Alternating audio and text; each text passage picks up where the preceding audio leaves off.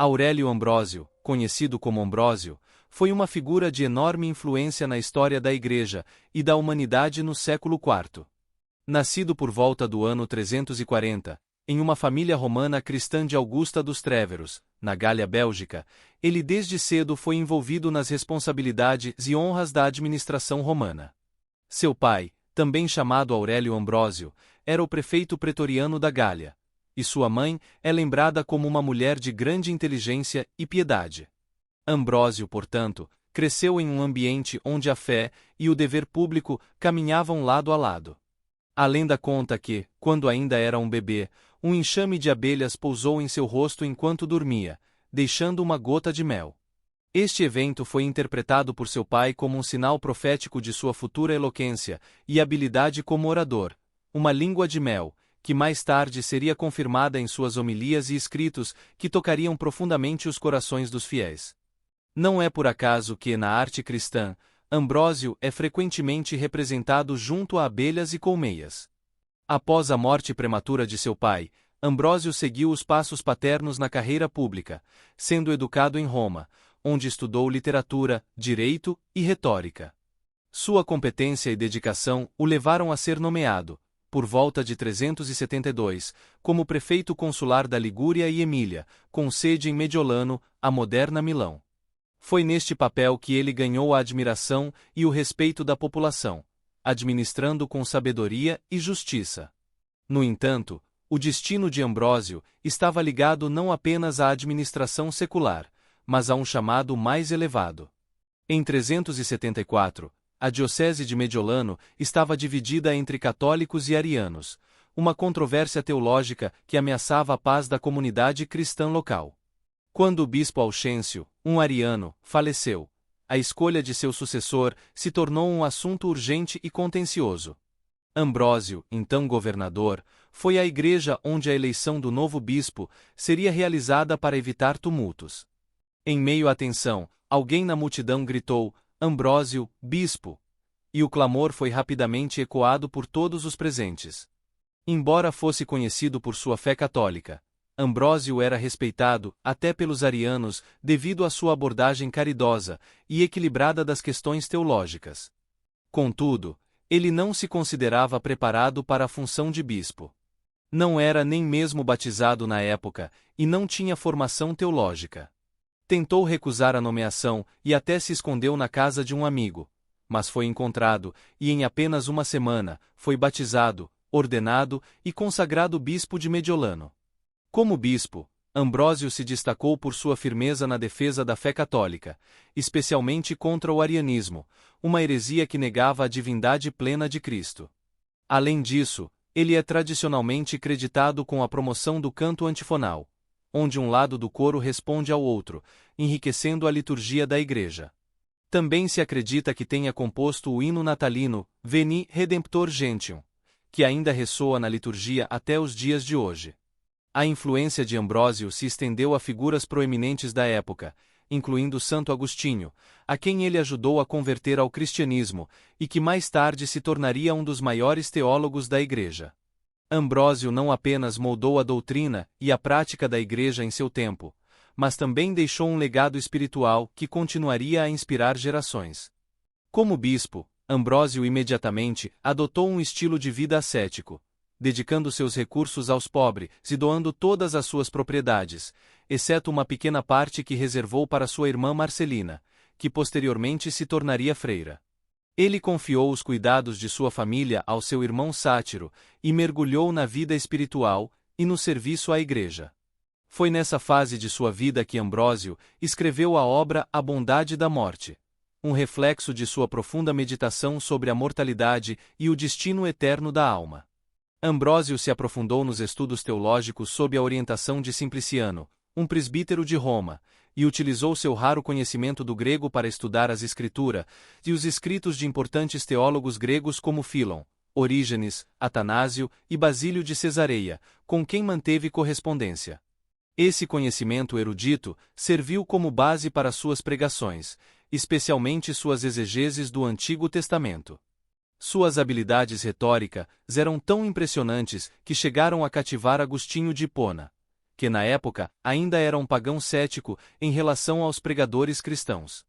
A luta de Ambrósio contra o arianismo foi um dos maiores desafios de seu episcopado. O arianismo, uma heresia que negava a plena divindade de Cristo, estava em franca oposição ao credo de Nicéia, que afirmava a ortodoxia cristã. No entanto, os arianos contavam com o apoio de muitos líderes e membros do clero, tanto no Ocidente quanto no Oriente, para se protegerem. Enquanto o imperador ocidental Graciano era ortodoxo, seu jovem colega Valentiniano II aderiu ao credo ariano. No Oriente, o imperador Teodósio era um defensor do credo niceno, mas os arianos ainda possuíam forte influência, especialmente no alto clero. Nesse ambiente de intensa disputa religiosa, dois proeminentes bispos arianos, Paládio de Raciária e Segundiano de Singiduno, confiantes no apoio que possuíam, persuadiram o imperador Graciano a convocar um concílio ecumênico. Embora o pedido parecesse justo e tenha sido prontamente atendido, Ambrósio, preocupado com as consequências, conseguiu convencer o imperador a convocar apenas os bispos ocidentais para decidir a questão. No Concilio de Aquileia, M381, Ambrosio foi eleito presidente e convoca Palladio para defender suas posições, o que estes e recusou a fazer. Em consequência, Paládio e Segundiano foram depostos em uma votação. Mesmo com esse sucesso, o poder crescente dos arianos representava uma ameaça constante para Ambrósio. Em 385 ou 386, o imperador Valentiniano II e sua mãe, Justina, junto com um significativo contingente do clero e das autoridades seculares, especialmente militares, aderiram abertamente ao arianismo. Eles exigiram que duas igrejas em Mediolano, a Basílica dos Apóstolos na cidade e a Igreja de São Vítor nos subúrbios, fossem entregues aos arianos. Ambrósio, firme em sua fé, recusou-se a ceder e foi convocado a se explicar perante um concílio. Durante esse encontro, a eloquência de Ambrósio em defesa da Igreja impressionou profundamente os ministros de Valentiniano, permitindo-lhe sair sem entregar as igrejas. No dia seguinte, enquanto celebrava a liturgia das horas na Basílica, o prefeito urbano da cidade tentou persuadi-lo a ceder pelo menos a Basílica Portia aos arianos. Novamente, Ambrósio recusou, e oficiais da corte foram enviados para tomar a igreja à força, sinalizando a intenção imperial ao hastear o brasão no local, preparando-o para a chegada do imperador e sua mãe para as festividades da Páscoa. Diante dessa ameaça, Ambrósio se manteve inabalável, declarando: "Se você quiser a minha pessoa, estou pronto para me entregar. Leve-me para a prisão ou para a morte, não resistirei. Mas jamais trairei a Igreja de Cristo. Não clamarei ao povo que me socorra. Morrerei ao pé do altar antes de desertá-lo. O tumulto entre o povo não encorajarei, mas apenas Deus será capaz de apaziguá-lo." Essas palavras de Ambrósio refletem não apenas sua coragem, mas também sua total entrega à missão que acreditava ter recebido de Deus. Sua postura diante do poder imperial não era apenas uma resistência política, mas uma profunda convicção de que a verdade do Evangelho não podia ser comprometida, mesmo diante da ameaça da força e da morte. A integridade e a fé inabalável de Ambrósio inspiraram não só seus contemporâneos, mas também gerações futuras, deixando um legado que continua a ser lembrado como um exemplo de liderança espiritual e coragem moral. Ambrósio, como bispo de Milão, imediatamente adotou um estilo de vida ascético, dedicando seus recursos aos pobres, doando suas terras e entregando sua família aos cuidados de Sátiro, seu irmão. Foi durante este período que ele escreveu A Bondade da Morte, uma obra que refletia sua profunda espiritualidade e compromisso com a fé. Em seu ministério, Ambrósio estudou teologia com Simpliciano, um presbítero de Roma, e se destacou pelo seu conhecimento do grego, algo raro no Ocidente. Isso lhe permitiu estudar e aplicar os ensinamentos de grandes autores gregos como Fílon, Orígenes, Atanásio e Basílio de Cesareia. Ambrósio utilizou esse conhecimento em suas pregações, focando especialmente na exegese do Antigo Testamento, o que impressionou profundamente Agostinho de Hipona, que na época ainda era pagão e desprezava os pregadores cristãos. No contexto do conflito com os arianos, Ambrósio se viu diante de uma batalha teológica e política. O arianismo, que negava a plena divindade de Cristo, estava em desacordo com o Credo de Nicéia, a ortodoxia oficial da Igreja. Ambrósio, temendo as consequências de um possível concílio ecumênico convocado pelos arianos, convenceu o imperador Graciano a reunir apenas bispos ocidentais para decidir a questão. Assim, no Concílio de Aquileia, em 381, ele liderou os bispos em uma votação que resultou na deposição dos bispos arianos Paládio e Segundiano. Mesmo com esse sucesso, o poder dos arianos continuava a crescer, e em 385 ou 386, o imperador Valentiniano II, juntamente com sua mãe Justina, ambos seguidores do arianismo, exigiram que Ambrósio entregasse 2 igrejas em Mediolano aos arianos. Ambrósio recusou-se firmemente, disposto a sacrificar sua vida, mas nunca a trair a Igreja de Cristo. Sua determinação em proteger a integridade da fé se tornou um exemplo de coragem e fidelidade. Ambrósio também se destacou em suas interações com o imperador Teodósio e, especialmente no caso da sinagoga de Callinicum. Quando uma multidão cristã destruiu a sinagoga, Teodósio ordenou que os culpados fossem punidos e que a sinagoga fosse reconstruída às custas do bispo. Ambrósio, contudo, argumentou veementemente contra essa decisão, afirmando que seria uma traição à fé cristã. Ele chegou a confrontar Teodósio pessoalmente, desafiando-o a reconsiderar a ordem, embora isso tenha resultado em sua exclusão dos conselhos imperiais. Apesar de sua postura firme em questões de fé, as atitudes de Ambrósio em relação ao judeu eram complexas. Embora tenha sido um crítico feroz em certos momentos, ele também valorizava profundamente as obras de Fílon de Alexandria, um judeu cujos escritos influenciaram significativamente o pensamento cristão. Ambrósio utilizou as obras de Fílon, Flávio Joséfo e outros textos judaicos em seus próprios escritos, mostrando uma apreciação pelas contribuições judaicas ao entendimento das Escrituras. Isso revela um lado mais nuançado de sua relação com o judaísmo, que não pode ser facilmente categorizado. Em sua vida pública, Ambrósio também desempenhou um papel crucial nas relações imperiais. Quando Magno Máximo usurpou o trono na Gália e ameaçou invadir a Itália, foi Ambrósio quem Valentiniano enviou para negociar com o usurpador. Sua primeira missão foi bem-sucedida, mas em uma segunda tentativa, Máximo invadiu a Itália e tomou Milão. Mesmo assim, Ambrósio permaneceu firme em sua posição, derretendo a prataria da Igreja para ajudar a população durante a crise, mostrando mais uma vez sua dedicação inabalável ao bem-estar do povo e à defesa da fé cristã. A história de Ambrósio não é apenas a história de um bispo, mas a de um homem que, em meio a desafios políticos e religiosos, manteve-se fiel aos princípios cristãos e se tornou um exemplo de liderança e coragem para as gerações futuras. Sua vida é um testemunho da importância de se manter firme na fé, mesmo diante das adversidades mais difíceis, e de agir sempre com integridade e compaixão. Essa narrativa de fé, coragem e compromisso ressoa ainda hoje, convidando-nos a refletir sobre como podemos, em nossas próprias vidas, seguir o exemplo de Ambrósio em defesa daquilo que acreditamos ser justo e verdadeiro.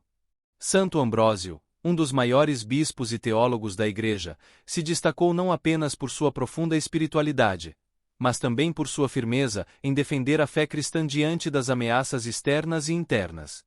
Em 385, ele enfrentou um dos desafios mais marcantes de sua vida, quando Valentiniano II, pressionado pela mãe Justina e pelos arianos, exigiu que a Basílica Pórcia fosse entregue para ser utilizada pelas tropas arianas.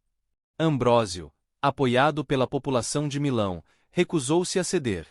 No anno seguinte, apresseo voltu, e novamente Ambrosio esse, vai na posicao de proteger neo apenas um edifício, mas a própria essência da fé ortodoxa. Entrincheirado com sua congregação na igreja, ele estava preparado para o pior, mas sua resistência e a determinação da comunidade foram recompensadas quando a ordem foi revogada. A força de Santo Ambrósio ficou ainda mais evidente em 390, quando Teodósio I, imperador do Império Romano, ordenou o massacre de 7.000 pessoas em Tessalônica, como retaliação pelo assassinato de um governador romano. Ambrósio, em um ato de coragem sem precedentes, excomungou o imperador, exigindo que ele realizasse uma penitência pública e profunda, como o rei David fez após seu pecado. Apenas após meses de penitência, Ambrósio readmitiu Teodósio na igreja. Esse episódio não apenas demonstrou a autoridade moral que Ambrósio exercia, mas também sua visão inabalável de que o poder temporal deveria estar subordinado aos princípios cristãos. Outro momento que reforça essa visão ocorreu quando Ambrósio se opôs a Teodósio novamente, dessa vez sobre a destruição de uma sinagoga na Mesopotâmia. Ambrósio impediu que o imperador reembolsasse a comunidade judaica, argumentando que a fé cristã não deveria ser comprometida. Essa atitude pode parecer intolerante aos olhos modernos, mas para Ambrósio, a defesa da fé era inegociável, mesmo diante do imperador. A influência de Ambrósio não se limitou a confrontos com imperadores. Ela também moldou políticas que tiveram impacto duradouro. Sob sua orientação, Graciano, Valentiniano II e Teodósio intensificaram a perseguição ao paganismo. Foi por influência de Ambrósio que Teodósio emitiu os decretos de 391, que tornaram as práticas pagãs ilegais, culminando na remoção do altar da Vitória do Senado romano. Essa campanha contra o paganismo marcou uma transição significativa na história do Império Romano, movendo-se cada vez mais para uma identidade cristã. A morte de Santo Ambrósio, em 397, 2 anos após a de Teodósio, encerrou uma era em que a Igreja, liderada por figuras como ele, começou a moldar decisivamente o curso da história europeia. Seu corpo, preservado na Basílica de Santo Ambrósio em Milão, ainda é venerado, e sua vida continua a inspirar aqueles que buscam defender sua fé com coragem e convicção. A história de Santo Ambrósio não é apenas uma narrativa do passado. É um chamado contínuo para resistir às pressões do mundo e manter a fé viva, mesmo nas circunstâncias mais difíceis. Santo Ambrósio é reverenciado como um dos grandes doutores da Igreja Latina, ao lado de gigantes da teologia como Santo Agostinho, São Jerônimo e São Gregório, o Grande. Sua influência não apenas moldou a doutrina e o ministério da Igreja, mas também estabeleceu altos padrões para a ética cristã, profundamente enraizados em sua formação ciceroniana e estoica. A sua visão ampla e consciente do papel episcopal permitiu que ele desenvolvesse uma doutrina que equilibrava o ascetismo da época com a necessidade de uma prática cristã acessível e ética, resultando em obras como De Officiis Ministrorum, De Viduis, De Virginitate e De Paenitentia. Ambrósio acreditava que a liturgia deveria servir ao povo em sua adoração a Deus, e não se tornar uma prática rígida e invariável. Ele aconselhou Agostinho de Hipona a seguir o costume litúrgico local, cunhando o famoso conselho: quando estou em Roma, jejuo aos sábados; quando estou em Mediolano, não. Siga o costume da igreja onde está. Esse conselho ecoa até hoje na expressão popular: em Roma, faça como os romanos. Ambrósio recusava-se a ser tragado por disputas sobre a forma correta da liturgia, entendendo que a verdadeira adoração transcende as formas e costumes, adaptando-se às necessidades espirituais da comunidade. Essa flexibilidade litúrgica é um exemplo de sua profunda sabedoria pastoral e de sua capacidade de unir a Igreja em torno do essencial, em vez de se perder em divisões sobre questões secundárias. A Mariologia de Ambrósio, sua teologia sobre Maria, exerceu uma poderosa influência sobre os papas de sua época, como Dámaso e Cirício, e posteriormente sobre Leão Magno. Para Ambrósio, a virgindade de Maria e seu papel como Mãe de Deus eram centrais em sua teologia. Ele defendia que o nascimento virginal de Cristo era digno de Deus, um evento singular que transcende a ordem natural das coisas, concebido não por meio de um homem, mas pelo Espírito Santo. Essa crença reforçava a visão de que Maria era o templo de Deus, um lugar sagrado onde o divino habitava, mas não era ela mesma divina. Ambrósio enfatizava que apenas Cristo, que estava no templo, deveria ser adorado.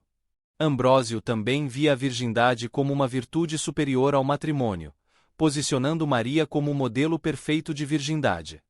Para ele, Maria não apenas superava o sacerdote Zacarias em fé, mas também era a primeira a receber o fruto da salvação prometida, sendo escolhida por Deus para iniciar a obra de redenção do mundo. A visão de Ambrósio sobre Maria não se limitava à sua pureza, mas também à sua coragem e fé, que a colocavam como um exemplo a ser seguido por todos os cristãos. Refletindo sobre a vida e o legado de Santo Ambrósio, percebemos que ele foi um líder que soube equilibrar a firmeza doutrinária com a compaixão pastoral. Sua vida e ensinamentos continuam a inspirar os fiéis a viverem uma fé que é ao mesmo tempo profundamente enraizada na tradição e aberta às necessidades de cada época. Ele nos desafia a não nos prendermos a disputas sobre formas e costumes, mas a focarmos no essencial. Uma fé viva e autêntica, que se manifesta no amor a Deus e ao próximo, tal como Maria, que com sua humildade e fé, abriu as portas da salvação para toda a humanidade.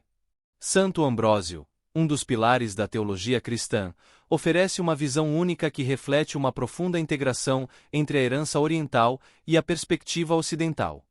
Em sua exegese, Ambrósio, assim como seu contemporâneo Hilário, carrega a influência alexandrina, alinhando-se com as tradições de Basílio de Cesareia e outros autores gregos. Contudo, ele traz uma luz distintamente ocidental às suas especulações, particularmente ao enfatizar a relação entre pecado, graça divina e a importância da fé na vida cristã.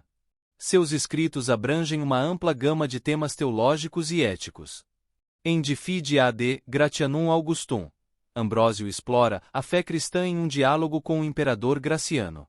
De Officiis Ministrorum, por sua vez, é um manual eclesiástico inspirado no De Officiis de Cícero, refletindo a influência clássica na organização do ministério eclesiástico. Ele também escreveu sobre o Espírito Santo em De Spiritu Sancto, e abordou a encarnação de Cristo em De Incarnationis Dominicae Sacramento.